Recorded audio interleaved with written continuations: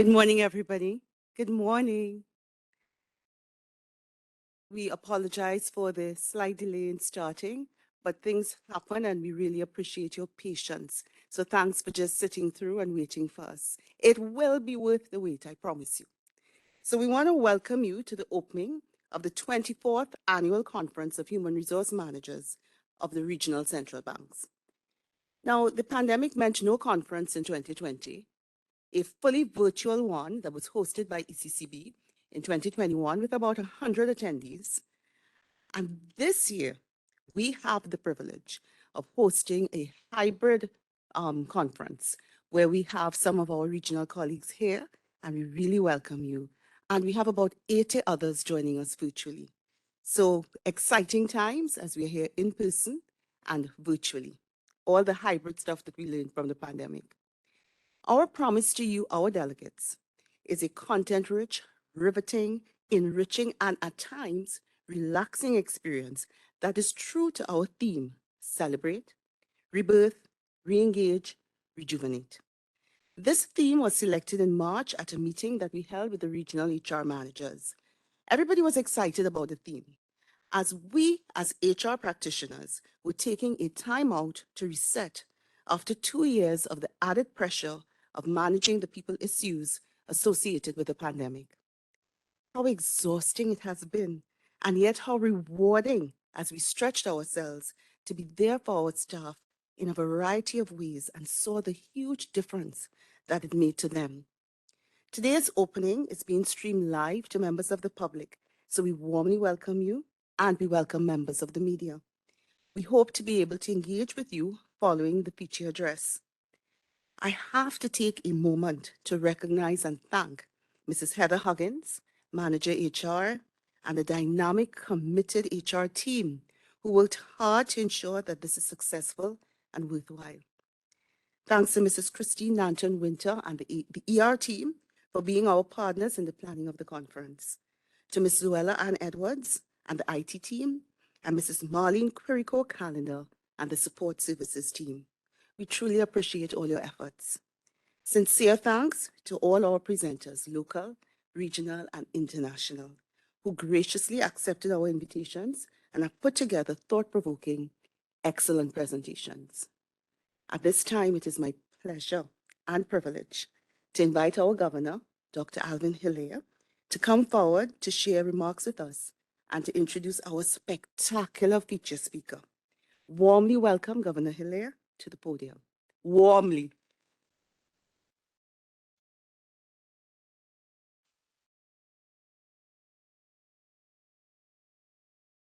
Thank you very much, Nicole. A warm welcome to everyone with us today at the 24th Annual Regional Conference of Human Resource Managers of our central banks in the Caribbean. We are very privileged to have with us today Dr. Abdool-Richards to talk to us about a very important topic, which we'll get to shortly. But a welcome to our delegates who took the time to be with us. I know it's not the easiest thing to be traveling within the pandemic situation, but we warmly welcome you. Those who are with us online, our staff, the media, and the public who take the time to join us today. Now, the work of our central banks is not carried out by an assembly line of robots. The human element is involved, for better or for worse. When people come into your space, they come with their goals, their ambitions, their fears, their everything. So it is a very dynamic and interesting and sometimes complicated situation, sometimes even much more complicated than the technical aspects of our work. The pandemic has not helped, and I am sure that today and tomorrow you will be discussing this as HR managers. At the Central Bank of Trinidad and Tobago, we already lost one staff member to COVID-19. Many more staff members have lost siblings, parents, friends, relatives. It's something that we're dealing with. 35% of our staff have had or currently have COVID. So it is something that we are dealing with on a day-to-day basis. And I know that you will be treating with this over the next 2 days, including issues such as how do you keep your service to the public going while keeping your staff safe? How do you deal with people's fears of being infected by being too close to each other? Mask mandates and all of this stuff, working from home, a lot of these things that exercise our minds. I'm sure as you come together, we will be able to get a rich set of shared experiences. But while as central banks, we are going through this situation, in preparing for this conference, we reflected, wait a minute, we are not alone. In fact, we are just part of a globe that is experiencing all of this. All communities, all countries, all firms experience this. And we took particular notice of the group of healthcare professionals who not only are going through exactly what we are going through, but also have to help us to get through it, to cope. And this is why we are focusing on this today. Of the 4 times that I took my COVID-19 vaccination, I always used to talk to the professionals that dealt with me. I thought it was important. Well, you know, somebody sticking you in your arm, you want to know who is this? But I always found them very super professional, super calm, and super supportive. So I left each time with a sore arm, but with an elevated spirit as to the beauty of our healthcare professionals and what they're doing. So today, the Central Bank of Trinidad and Tobago wishes to pay thanks, to pay tribute and to give thanks to our healthcare professionals who are helping us through this malaise. The network is wide. I'm talking about the doctors, the nurses, the orderlies, the cleaners at the hospitals that you may have to visit, all of the personnel of the Ministry of Health, the scientists and other people who are involved in one way or the other in getting us the much needed vaccines, the pundits and the priests who have to comfort the distressed people who have lost their families, the policemen who fine us for not wearing our masks, and of course, our beloved teachers who go above and beyond to educate our children in a difficult online atmosphere. So the net is wide. In this regard, today, we are happy, we are proud, we are privileged to welcome one of our healthcare professionals, Dr. Maryam Abdool-Richards. She will be talking to us on the topic of managing through a pandemic, the topic that she has chosen with an HR perspective. So we look forward to this. Dr. Richards is our principal medical officer at the Ministry of Health in Trinidad and Tobago. She's a graduate of the University of the West Indies with bachelor's in medicine and surgery and master's degree in family medicine. She also has a master's degree from the London University of Hygiene and Tropical Medicine in public health in developing countries. On the COVID front, Dr. Abdool-Richards has been a pioneer in helping us in the parallel healthcare system and also in launching something called the Ray of Hope, which is a facility that is caring for the COVID-19 positive wards of the state. And if that were not enough, every couple of days she's on television trying to educate our public as to the difficult circumstances that we are going through with the pandemic. So we are truly honored, grateful that she graciously accepted our invitation. And I warmly welcome Dr. Maryam Abdool-Richards to give us our feature address. Thank you very much.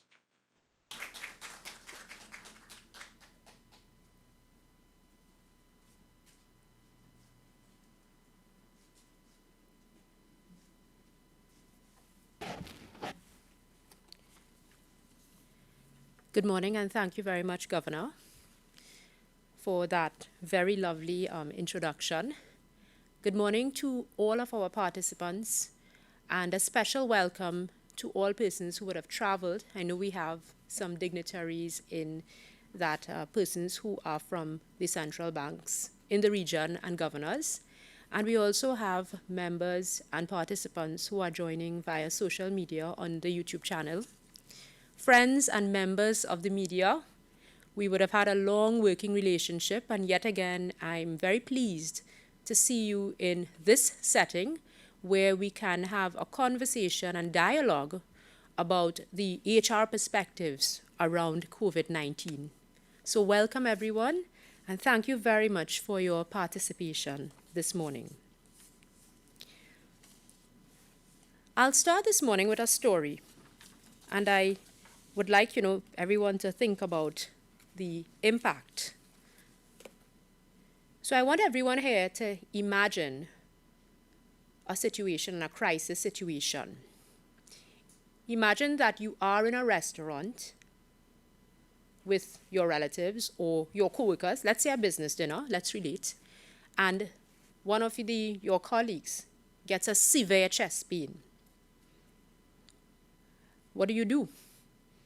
You call the ambulance. So you call the ambulance service. And when you call the ambulance service, they're expected to respond within a given time frame. And of course, they are first responders. And those first responders bring with them the relevant equipment. They may bring a defibrillator. They may bring resuscitatory instruments. But they would respond within that given time frame. Or we would hope that they respond within that given time frame. But here's the other part of that story. There's been a little HR mismatch, because on that particular shift, there was a high level of absenteeism. And it was due to unforeseen circumstances at the last minute, because people are on quarantine leave and isolation leave. So you can't bring those healthcare workers out. And then there were others who were burnt out. We can't bring people who are having challenges at home out because they've been working for 2.5 years, possibly without any leave. And HR is struggling to send people out. They are stretched. Everyone is calling the services. We have someone here with chest pain. You are calling and saying, where is the ambulance? The ambulance is delayed. And ladies and gentlemen, this is a reality. So this morning, I would like to celebrate the unsung heroes and the hidden heroes that are the HR management practitioners that are sitting amongst us this morning. The governor just recognized our frontline workers, and thank you very much for that. It certainly means a lot, especially when it comes from another industry and one as elite as the financial services industry and the Central Bank of Trinidad and Tobago and the Regional Central Bank. And I can really attest to the level of motivation that is brought across by my colleagues when this message is transmitted. We have been resilient and working for almost 3 years now, because we, of course, were involved in the pre-pandemic phase of preparation from on or around November of 2019.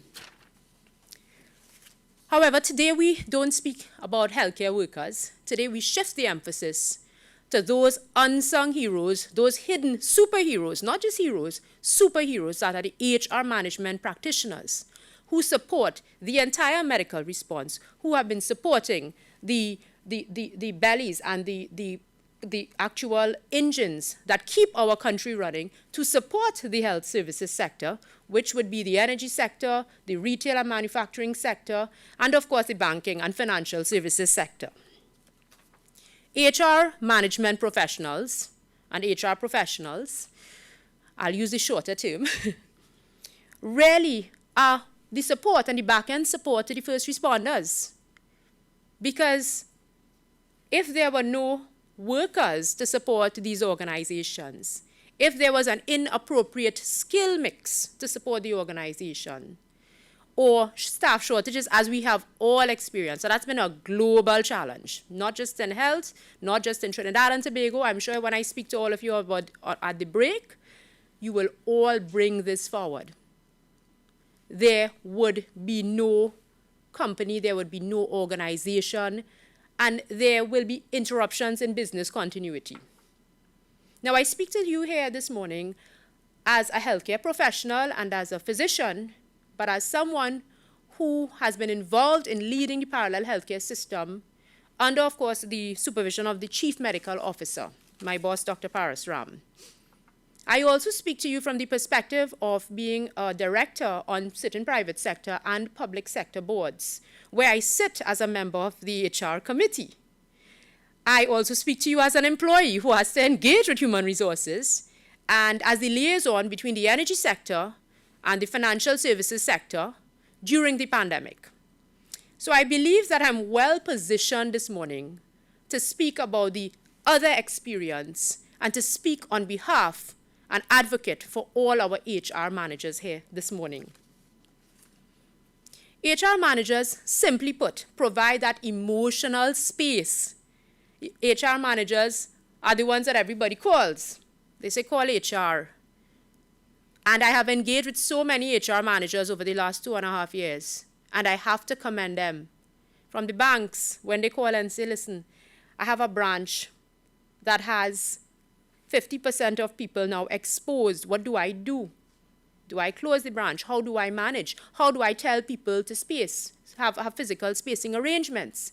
I have people who are afraid, Dr. Richards, because they said that they were sitting next to someone in the lunchroom and they believe they've been exposed. And these HR managers would continuously contact and collaborate to get the best solution forward. HR managers have been dealing with trauma and stress long before the COVID-19 pandemic.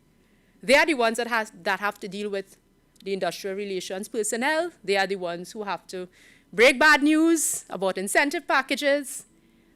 They have to break bad news about, when there is a restructuring exercise. But who really is out there to support those HR managers? Who collaborates with them? They are counselors. They are mediators. They are professionals and strategists. They sit before board of directors. They have to respond to legal, to the media, and to so many other actors. And it is a challenge. And lo and behold, in March 2020, like the rest of the world, they were faced with a situation that has been characterized by fear, uncertainty, and at points, hopelessness and despair. The unprecedented crisis, which has been the COVID-19 pandemic, has grandly shaken every single organization globally, across all sectors. And this challenging environment has really been one which managers and the human resource practitioners attached to organizations have had to bear the brunt of the issues and concerns around it. They have had to find ingenious solutions. They have had to have a level of strategic agility because they are now tasked with the bottom line, which is firstly and primarily the physical health of all their employees, because it's HR human, as well as their families. And they are also tasked with the financial health of the organization and productivity. So these practitioners, I go back to saying, are unsung and hidden superheroes because they have kept our country running. They have kept the economies around our region going. Because without HR and without proper staff allocation, we would be in a serious and a challenging position with inveterate ramifications for national development and regional development. I know I'm here with a lot of colleagues from the financial services sector, and I'm sure you're well aware of the impact on business continuity and from your own country, business competitiveness and the competitiveness indices that we looked at in terms of our attractiveness from a trade perspective and an international development perspective. Our HR practitioners were tasked with devising ingenious solutions to help employees cope with a plethora of complexities that were brought around by this extraordinary crisis. There was no timeline. There was a lot of uncertainty. And I know for a fact that our HR practitioners used to be glued to the television every Saturday and on Wednesdays because they were waiting to hear, as of midnight tonight, this will change or that will change. Sometimes they would message and they would say anything. I would say, well, we have to, wait for the conference. And this is important for me to mention because the HR practitioners are the ones who now have to look at the corporate guidelines, who now have to speak to corporate communications about any sort of change in the environment, and they needed to do that on a Saturday evening by Monday morning and get the information out. So again, I go back to now their role as a communicator, and I mean strategic agility, resilience. HR practitioners have had to manage numerous challenges, and I'll just list a few because this is the engagement that I would have had. They would have had to handle several categories of leave: quarantine leave, isolation leave, sick leave. They would have had to handle persons who are afraid, who are not sure. They are dealing with a complexity of emotions, of fear. Look, I was exposed. I have an elderly mother at home. What do? I don't live in an environment where I can separate one. And this is the counselor, right? It was Nicole and her team for the central bank. And so many others across every single industry in government and the private sector, and even civil society organizations and NGOs. They have had to deal with persons who have had sick leave because we have chronic diseases that are ongoing. And there was the usual cases where persons had to go on sick leave.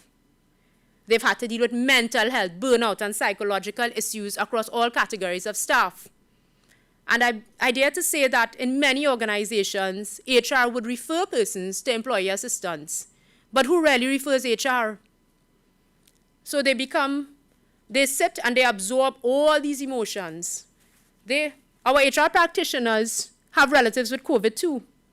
They have children who have to undergo remote schooling. But yet they come out day by day, many physically because of the level they work at. They risk being exposed to COVID-19 to keep our organizations running. Bereavement leave. Many a times I've had to speak to an HR manager who would call me, and this is where the compassion and the human element comes in, to help a patient or to follow up on a patient who might be confirmed COVID an employee. Many a times I've had HR managers call crying when they have lost a patient and a client, when we've lost a patient. They say, we know you all did your very best. We can't believe this happened. And then they have to now go into the mode of supporting that family member and supporting the team, and they have to put aside their emotions and their fears.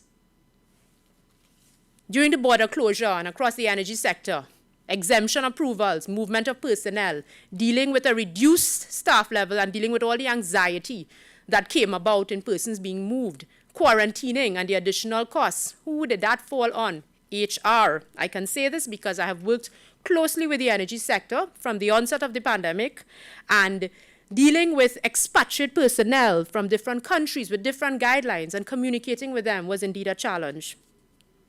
Adjustment to working conditions, flexible work time, remote working. And then when we went back to full-time working, managing remote schooling, because if an employee has no one to look after their under 12 children, how are they expected to come to work?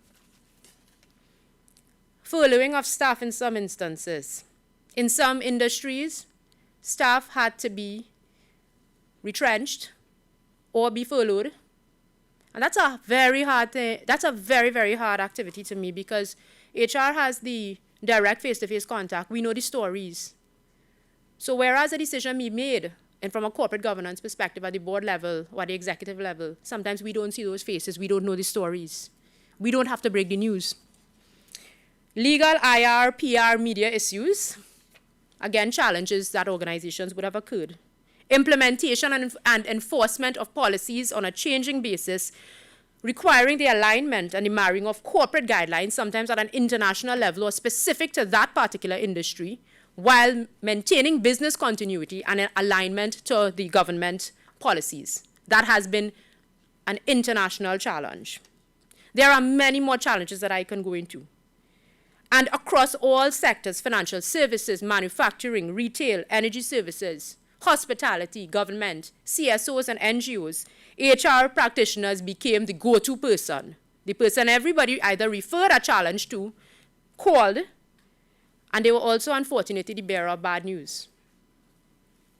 So I would again refer to the strategic agility and the resilience that everyone and every single one of our HR managers and teams that they led has demonstrated and has exemplified. Now, I would have done an executive MBA many years ago and would have done HR management and strategic HR management. So it was quite a refreshing experience to speak on human resources. I always have viewed it as, we know, a specialist area, and I have been very fortunate, as I said, to sit on boards in the private sector and the public sector with esteemed HR management practitioners. And HR management is really about how people are organized, managed, and developed in an organization. It covers so many elements beyond hiring, firing, and increasing persons' pay. Strategic HR, of course, refers to that connection between HR management functions and the organizational strategy, as well as the horizontal consistency between HR management and its functions. And strategic human resource management is all about efficiently using the existing resources to ensure business continuity and serving the strategic needs of the organization. HR is key to that vision, that mission and purpose. Across the financial services sector, regionally, we are speaking about the UN agreements on responsible investment as part of environmental sustainability and governance goals. And HR is key to every single element under ESG. We now know that these agreements improve the outlook of the business in terms of reporting. I know it's going to be part of an IFRS structure shortly. And HR underlies this. So HR directly impacts our business. So this morning, I would just like to touch on a couple conditions and a couple domains that I would have had experience in observing. And I'd just like to speak about what the issue and the observation was, the solution, and where the opportunities for growth are. We speak about rejuvenation. And this morning's session is about rejuvenating our people. The COVID-19 pandemic taught all of us that people come first. The physical health of our employees comes first. We used to focus in the private sector on financial health, on the bottom line, on profits, on competitiveness indices. But now people come first. And that was made very clear. And who supports those people? Who's the direct interface? Our HR team. So I'll chat a little bit and just express some observations around working conditions, staffing, job roles, performance management, compensation management, communication, OSH, safety and health management, employee relationships, and of course, training and development. So just a couple minutes on each, because HR, as I said, is quite an encompassing field. So working conditions, let's start with that area. In March 2020, when government restrictions were announced to reduce the movement and contact of personnel worldwide as per WHO guidelines, we saw an incredible shift from physical working and physical workspaces to remote workspaces. Our human resource practitioners were the ones who had to rewrite and redefine and amend the human resource policies. They had to interact with industrial relations persons. They had to interact with corporate communication. They had to change the performance management system now with metrics for this uncertain and new way of working.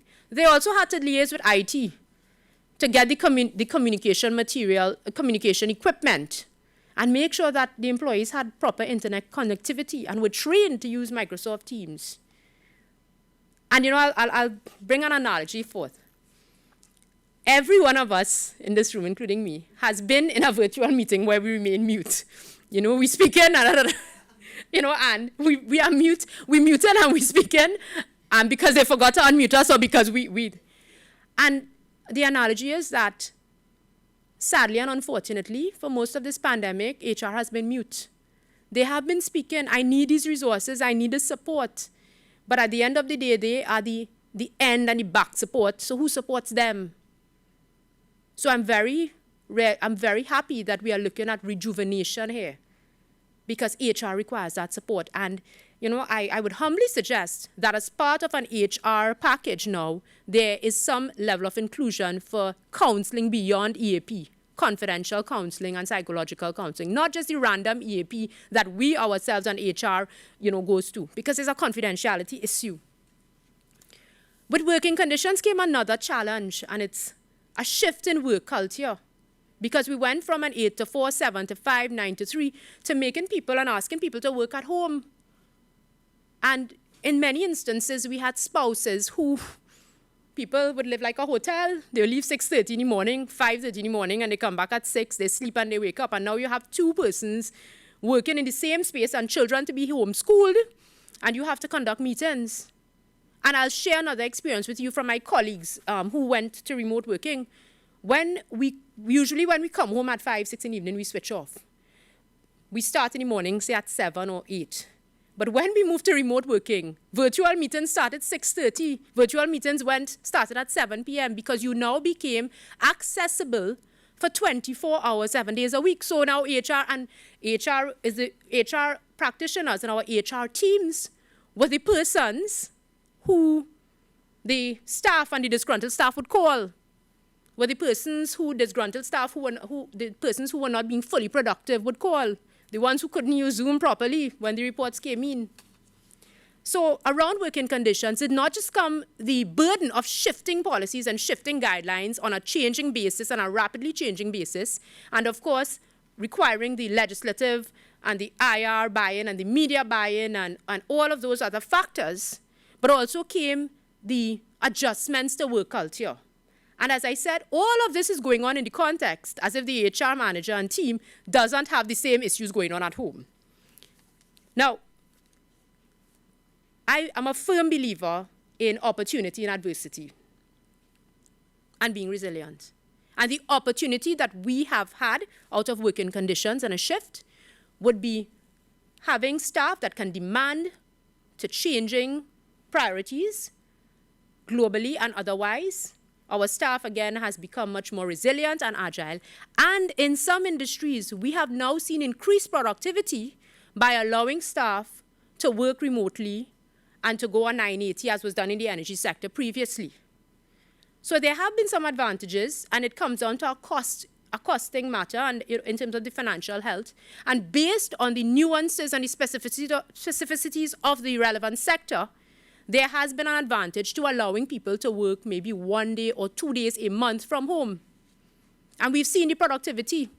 In Trinidad and Tobago, traffic is a major cause of poor productivity. And for those of us and our participants who come and who we welcomed from outside of Trinidad and Tobago, a lot of our workforce leaves their home at 4:30 in the morning, and they don't get home until 7 at night. So it means they are up at 3:30. And they have to find alternative arrangements for their children. And when we have, an extenuating circumstances like a torrential downpour, that is extended, and this is a reality. The shift in working conditions has come in some industries, and based on your industry, brought about increased productivity and happier staff. Secondly, I'll touch on staffing. Upskilling of staff, downskilling of staff, changes in job description, adding workloads when 50% of your team is either on quarantine or isolation leave. That has been an immense challenge, and I know in the financial services sector where there is a direct interface, it has been a challenge because we are dealing with people on a whole who've been frustrated. And when in a bank, your staffing complement and your frontline complement is diminished by 50%, and there are long lines with people who are expecting to be paid or their pension checks to be cashed, it is distressing for the 50% who remain on duty. And then those persons suffer from burnout. Then there's the upskilling of staff and changes in your job description and job performance. And when we have to break the news and people say, well, am I getting an acting allowance on this? Am I being paid extra? Are you shifting my performance management system? The first thing people ask for is an acting allowance. Then you have to go to the board and defend it. And then sometimes we overburden people and staff because they're given too many roles to execute, and it affects the financial health of the organization. It also creates conflict within departments. And then there's the general decrease in morale and demotivation and fatigue and tiredness that every single organization globally has had to deal with. What has been our opportunity for growth in this area? It has given us a chance to revise our human resource policies. It has given us a chance to communicate better with our staff. And it has demonstrated to us that we need contingency and risk management plans. And HR is a key component of business continuity and disaster management plans and readiness plans. So just in a similar vein as cybersecurity now being identified as a red flag and a business continuity risk across organizations, human resource management needs to be included in that area. Job roles. We would have had many people and HR managers who were, as I indicated earlier, counselors, who were OSH officers, who were legal advisors, and they had to fall into these roles, given the immediacy of the situation. There was sometimes no support because it just wasn't. But job roles have shifted. And again, this ties into an opportunity with respect to training and development. I myself, I'll share with you, did project management when I was doing my executive MBA. And the EMBA and the project management really assisted me in being part of the parallel healthcare system and even joining you all here today. So thank you very much, Governor Nicole. Performance management systems. Performance management systems had to now be realigned, rewritten in alignment with the relevant working conditions that had now changed. But there were other nuances and social nuances and behavioral nuances around these new performance management systems. And HR now had to be the bearer of bad news in some cases, the board of directors and to the executive management team when persons were not performing. But there's the compassion and empathy part of an HR manager that knows that this person and this employee had challenges at home. But yet when the bottom line is being affected, when operational expenditure is increasing, when operational inefficiencies are occurring, and the root cause is asked, and a root cause is done, HR now is tasked with bringing about the measures and the consequence management. And that is not an easy job. But, again, opportunity out of adversity. And in terms of performance management systems, the pandemic has really allowed us to be a lot more agile and flexible and to have much more communication around performance management. Because this really is the system and a continuous process of aligning, measuring, and developing performance of individuals and work groups and aligning performance with strategy. So we see the direct connection with our HR team and strategy. Our HR managers had to find that sweet spot to align good performance with the capacity and the availability of resources within the firm while considering the human, cultural, and behavioral aspects. But I'll say they all rose to the challenge, the ones that I've come across. The pandemic really taught us that organizations need to be more concerned about health and an employee's compensation from a financial and a non-financial perspective, and its fairness and sustainability with respect to improving their performance within a crisis. It brought to a head the need for support services, and in this context, performance management was directly tied to the financial capacity and business continuity of the organization in a pandemic. I'll speak about training and career development because training plays an important role in terms of a crisis. We saw a shift in how training was done. We are very fortunate to have a face-to-face meeting here yet again. But for 2 years plus, there were no conferences because there were travel restrictions and there were WHO guidelines regarding mass congregations and risk. There was also a need for a new type of training now. Zoom, calendars, meeting training, the readjustments, training on OSH HSE. So the HR manager again had to become a specialist in that area and initiate these training programs and deal with disgruntled staff who are saying, well, you know, I used to look forward to my annual conference, and they had to break the news. So training and career development in terms of the culture shifts within the organization and also in terms of the new sources of training and finding the appropriate staff and skill set of staff to deliver the training has been a challenge, because now they had to, you have diminished resources within your organization, and now you have to seek external support when, for example, your profitability and revenues are falling, and you have to go to the board for that approval and executive management. HR again. Coaching, mentoring, a lot of these support services fell by the wayside, and the context in which it was done really shifted, because we all went to virtual coffees and virtual meetings and all of the above. The impact on training really speaks to career development. And where there is a challenge with respect to training employees thought, well, if I'm not receiving training, then am I in line for that next promotion? And it's not just technical training or skill set training, ISIT, IFRS, etc.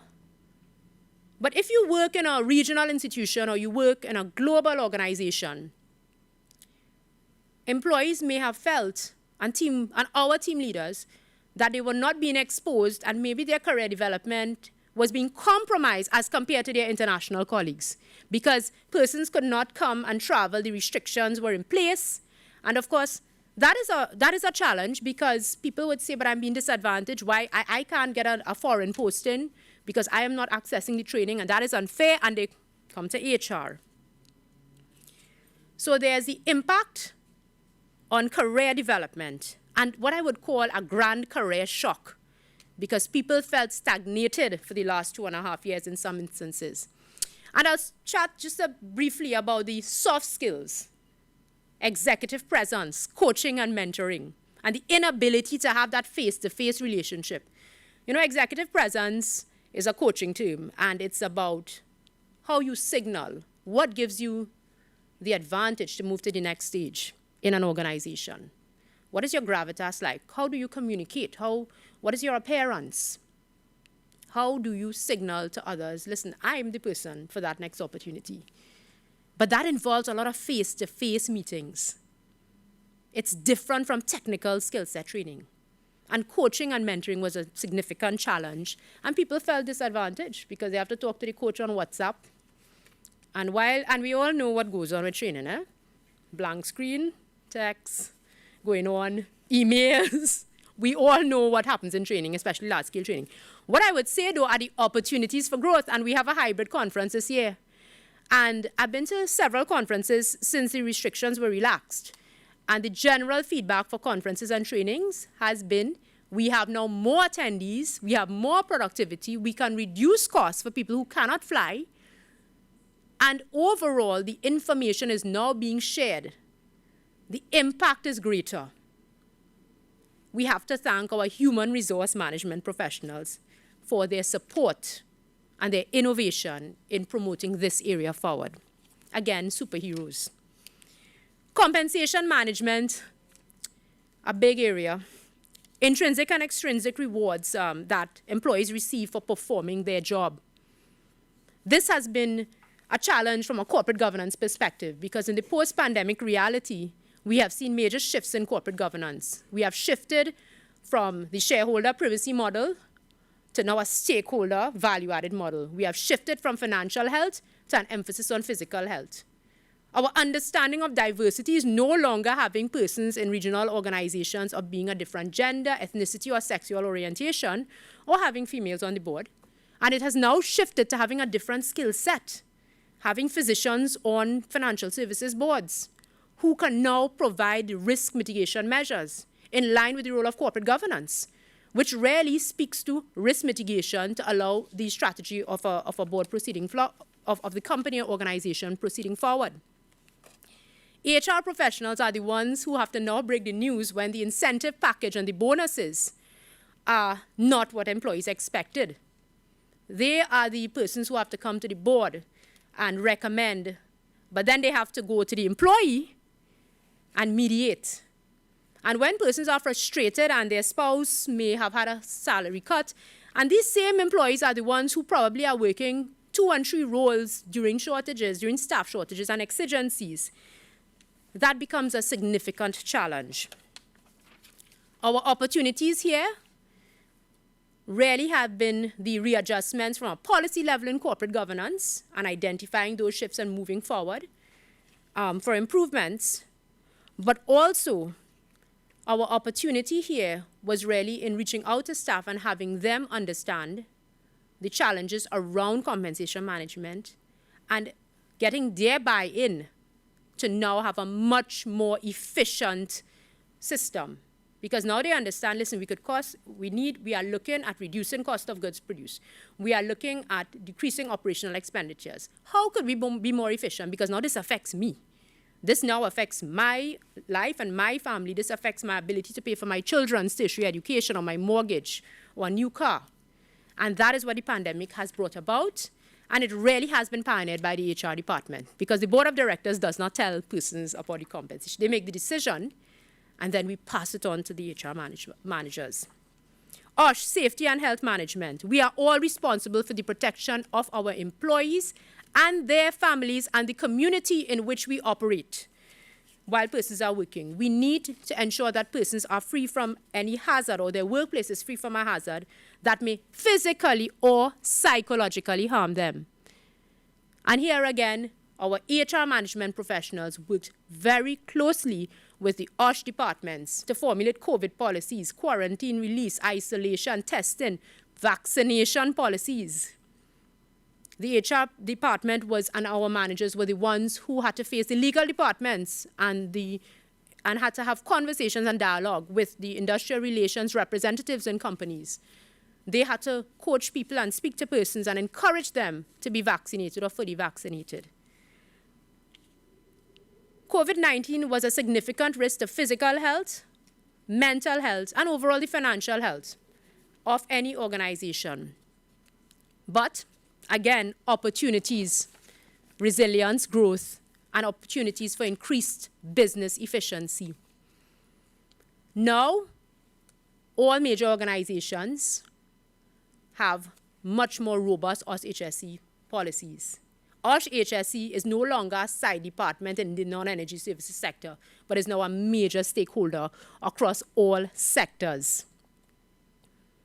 Additionally, we have now, with the increased emphasis on priority of OSH-HSE, we are now seeing persons being much more healthy and much more productive, because we are not just speaking about COVID, we're speaking about swine flu, we're speaking about flu vaccine, we're speaking about persons managing diabetes and hypertension.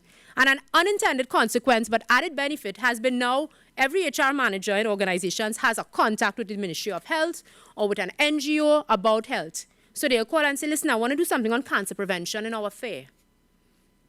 And by mere virtue of my invitation to speak here, it demonstrates the priority that health is now being given. And once again, thank you very much for your foresight and for this opportunity. I now would speak about really where we are going forward in terms of human resources. And I've spoken a lot about our HR team being unsung superheroes, about being hidden superheroes, and about being the back end. And I'd like that message to be key today and to recognize the challenges that the human resource departments and managers, those people, not a department, the people who sit there, face on a daily basis beyond the normal operations of the business, because the business is continuing be as separate and apart from COVID. How do we help those persons? What is our call to action? What do we do?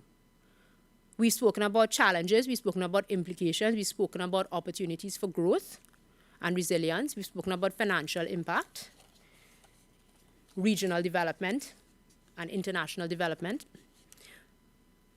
What do we do? How do we support these persons?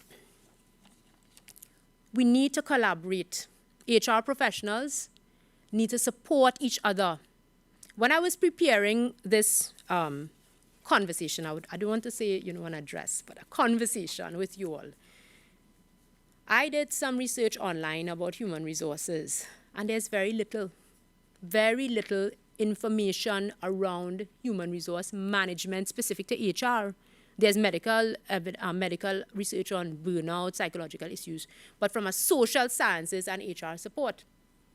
And I want to recognize my fellow colleague, friend and mentor, professor of practice, Dr. Sterling Frost, who is someone who is very much deeply involved in academic research. And Professor Frost, I know that you are probably working on an HR-based perspective, not a full management where HR is just one of the columns, one paragraph in it. Today, I'm here to say to you, we need to think, and I'm asking every one of you here, especially persons who are governors, directors, to think differently about your HR team. What support do they need? Do they feel safe? Is there a safe space in their organization for them to come and speak with you and say, listen, I don't know, I'm tired. I need a break. HR managers didn't get much vacation during the pandemic. They were the ones who had to keep going. We need to do collaborative research. We need to create a safe space within our organizations, and we need to build communities of support. We need to have partnerships. The international COVID-19 response was premised and has been built on partnerships between the private and the public sector and NGOs. And likewise, HR professionals across regions need to provide community of support via community of purposes, where they can have a safe space and say, listen, I've done this in the Bahamas, so I've done this in Suriname. Why don't you try this? This is integral in moving forward and supporting our professionals. As I indicated earlier, therapy should now be an integral part in our HR package and should not be seen as a weakness.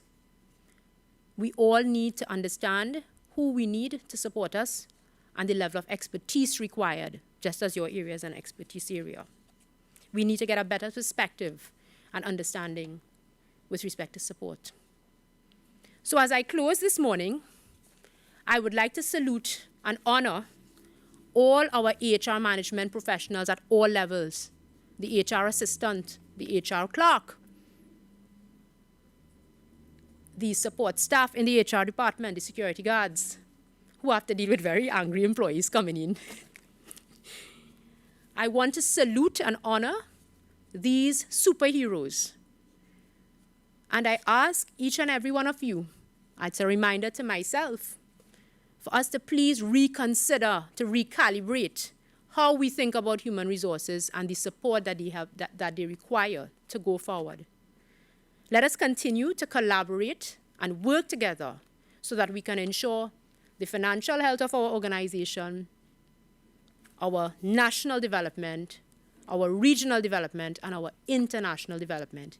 Because at the end of the day, we are all here to serve with purpose. We are all here because we want our country, our friends, to be in a better position than they were yesterday. Thank you once again, everyone.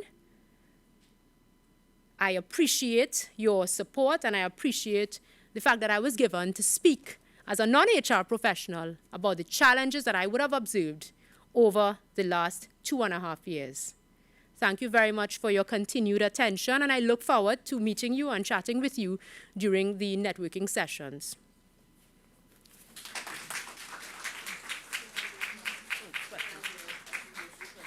I need to get some pen.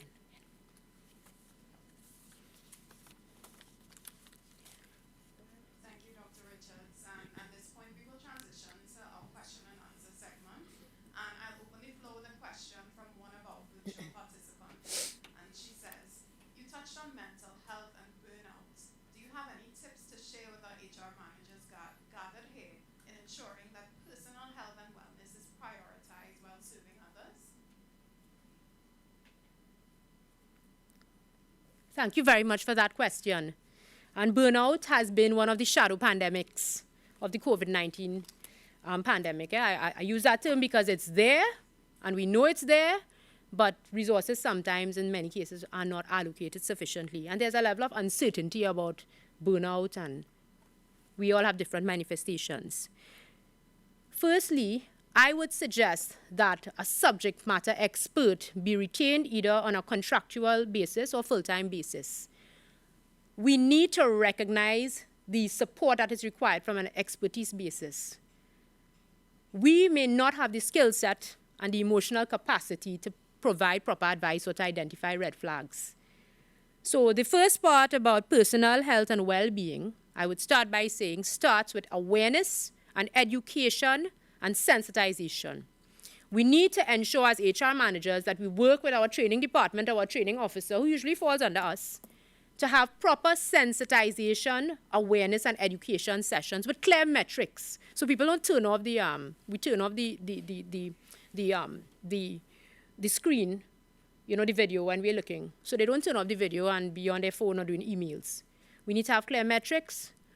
We need to include it in toolbox talks if we are in the energy industry. We need to include it in huddles if we are in financial services.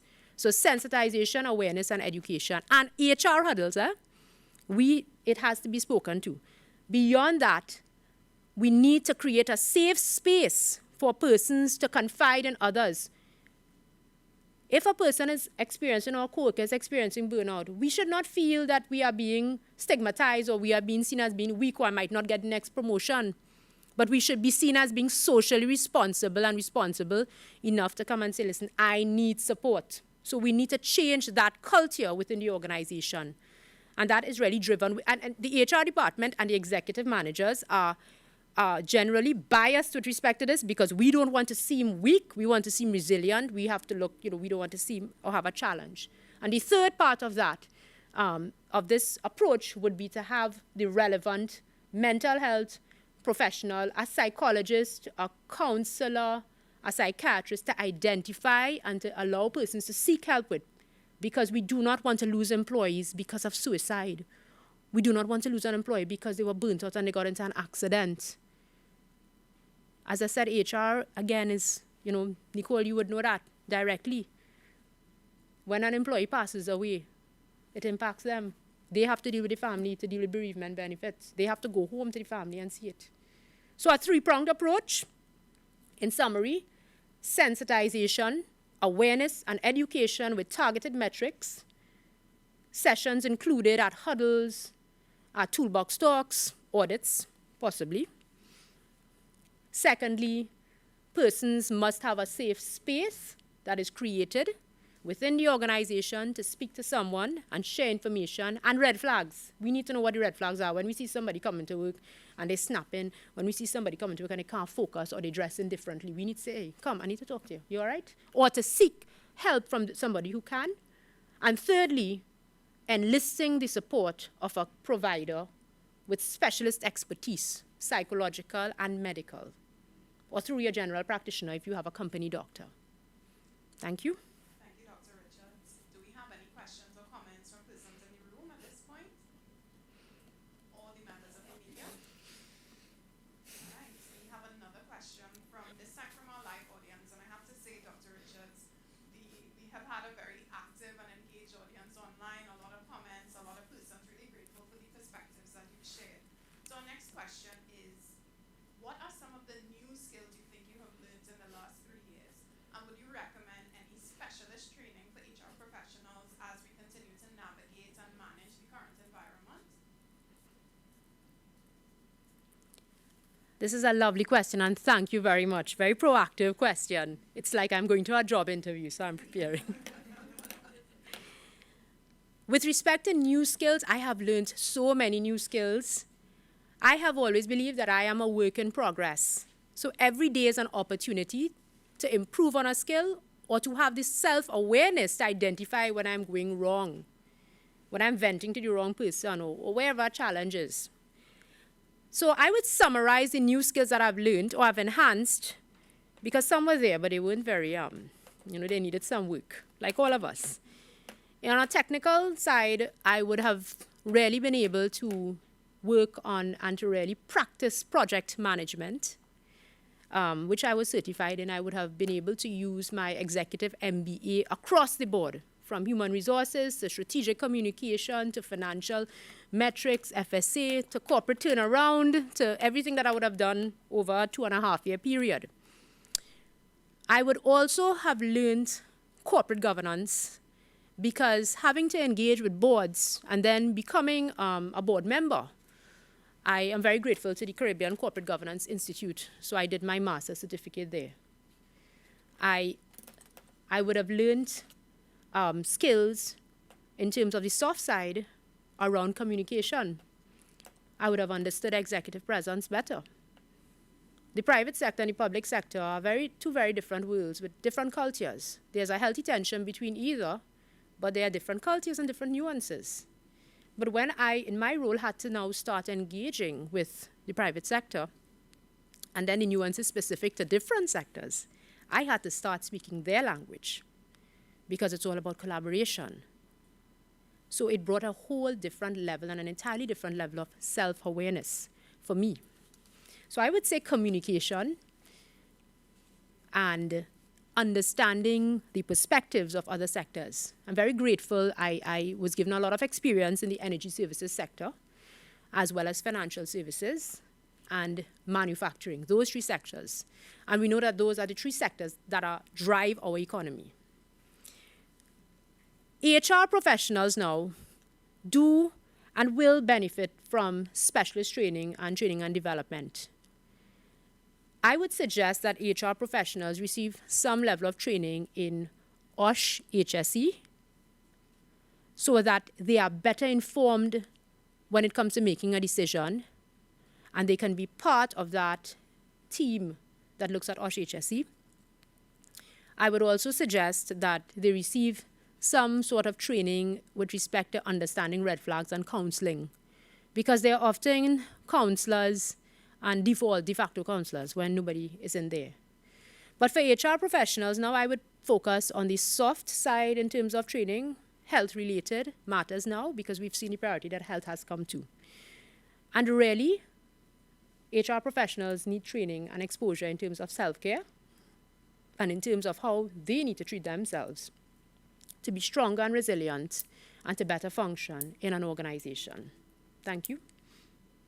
Dr. Richards. Any questions in the room before I go back to our virtual participants? This question comes from one of our participants, Raphael, who's actually at Haiti.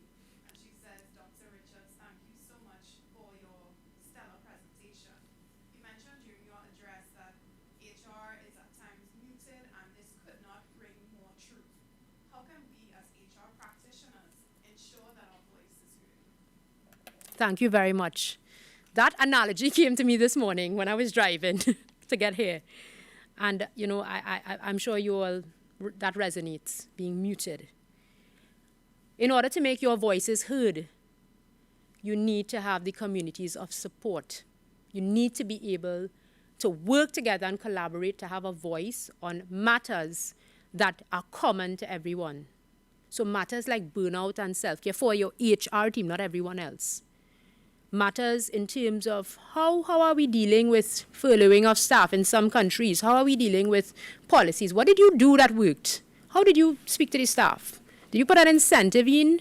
Did you run a competition? And how did that work? Or was that, you know, not really a beneficial, or it didn't really have, you know, when we looked at the cost benefit of it? So I would say, if HR professionals want to make their voices heard, and for you to make your voices heard, we're looking at the executive management, and the directorship level, and of course your stakeholders and your shareholders. Firstly, our HR professionals must have a seat at the table. You get that seat at the table where you can speak when you provide compelling and clear evidence that is linked to the financial impact and the health impact of the organization.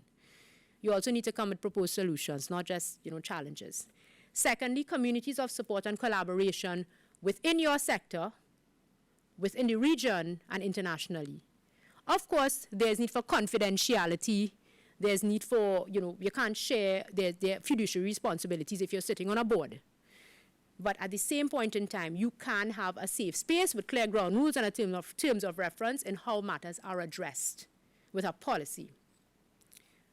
And thirdly, having the representation, I believe, I didn't speak much about this, but from the HERMAT and the organizations, beyond just Nicole being able to speak to Raphael in Haiti, having a HERMAT, I know they're very active, I know quite a few members, really positioning and lobbying in the same way a chamber does. And also your representation on chambers, be it AmCham, TeachCham, Energy Chamber, regional chambers, but having that representation of the HR committee. So we're seeing many steps here. But in summary, communities of support, partnerships, and being able to have a seat at the table at the decision-making level And that is guided by compelling evidence and communication.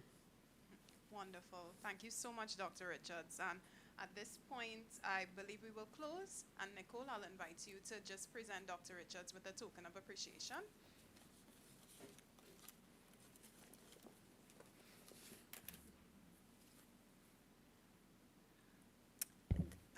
Dr. Richards, I don't even know what to say. I sat through the session and felt so emotional. And and Kendra was next to me, and all she didn't say was amen, right? Because my whole chest was just, it's incredible. Incredible. I always knew I was a superhero. But having said that, I mean, absolutely incredible. And we all relate it. We all understand it. We all live it. We thank you from the bottom of our hearts. The messages I'm seeing coming up through the public, I mean, clearly HR people needed a little lifter. And they really feel valued and appreciated by the authenticity. And you started our conference off with a complete bang. And I'm going to just ask everybody to give her energy and applause. And I'm really proud because this is a woman. Eh? We're really, really proud of you. And we really thank you.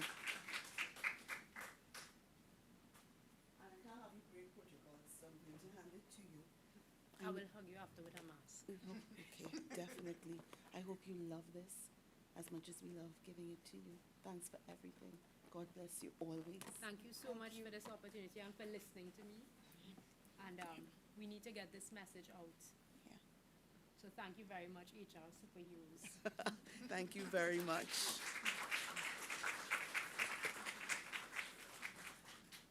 I think we go to break now, no? Yes. Oh my gosh, thank you again. Guidelines. I think we have either Christine or Michelle who will walk us through some little rules, some little house rules. Sure. I want to thank the public for joining us. Right? Has the stream ended? Yes, we'll end the stream now. And Thank you, make our everybody who's transition. still watching. All the best. Have a wonderful, wonderful day. We go into conference mode just about now. Yes? Thank you very much. Thanks for joining us. To all the senior managers, the inspector of financial institutions, thank you. Your presence is greatly appreciated. So can I talk to these? So house rules, you know where the bathrooms are by now, I think. But through these doors, we want you to go refresh yourselves, and you come back. What time? We try for 10:30. If we can try for 10:30, we'll be on schedule. Vaughn, you came to check the temperature. Is everybody Is everybody comfortable? Or, well, we can't help absolute outliers, right? But is everybody comfortable? You're going to try again? Thanks. We really appreciate it. So everybody can come forward, go through these doors, relax yourselves, refresh yourselves, and see you 10:30.